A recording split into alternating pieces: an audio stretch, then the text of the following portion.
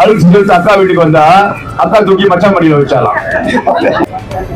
எங்க பேரா சட்டமன்ற உறுப்பினருக்கு வேற வேலை இருக்காது. அவர் எப்படியுமே அதாவது நம்ம ஒரே அரசாங்கம் இது வந்து ஒரு இந்து சமுதாய பிரச்சனைங்க. அப்படி நாங்களே தவறு செஞ்சிருந்தா கூட இப்ப எப்படி இதை தீர்க்க பார்த்தோம்னா உண்மையான சமுதாய தலைவனா இருப்பான். அதுல குளிர் காய்கள் இன்னைக்கு ஒரு பேப்பர்ல எழுதுறாங்க, அன்னைக்கு கோயிலை காப்பாதுங்க நிலத்தை வாங்கி கொடுக்குறது. கோயிலை காப்பாதுதாங்க நம்ம வேலை. நிலத்தை வந்து எடுக்க வேண்டிய கோயில் நிர்வாகத்துடைய வேலை. அதையும் போய் நம்ம சைன் வைக்க முடியாது. சரி, நாங்களே தப்பு செஞ்சிருக்கோம். இப்ப பத்திரிகை எழுதுற நேரம் அது அழுத்து அக்கா வீட்டுக்கு வந்தா அக்கா தூக்கி மச்சான் மடியில வச்சாலாம்.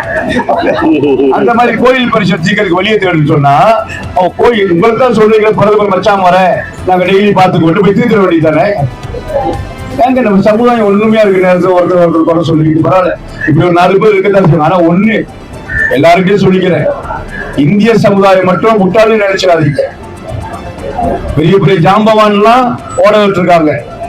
அதனால நீங்க நினைச்சுக்காது இந்திய சமுதாயம் பேசாம இருக்காங்க, வாய் திறக்க மாட்டாங்கன்னு. அவங்க உள்ளுக்குள்ள எவ்வளவு ஆதங்கம் வச்சிருக்காங்க அப்படின்னு வர காட்ட வேண்டிய நேரத்துல காமிச்சிருவாங்க.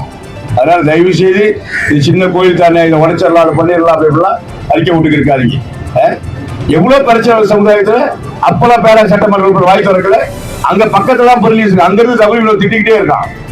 அதுக்கு வாய் திறக்க முடியல. ஏன்னா கேட்டு அவங்களுக்கு வந்து மத்த ஓட்டுலாம் ஓடி போயிடும். அதுக்காக அப்படியே அதுக்கு வாய் திறக்க இல்லை. எங்கேயாவது திரும்பி ஒரு தமிழ் கிடைச்சிட்டாங்கன்னா அவன்கிட்ட பாய்கிறது தேவையே இல்லாம. ஏன்னா அவங்க இருக்கிறத காமிச்சிக்கிறது. நீங்க இருக்கிறத காமிக்க சமுதாய பிரச்சனை போய் தீருங்க. நன்றி, வணக்கம். இந்தியர்களின் இதய குரல் மக்களோசை.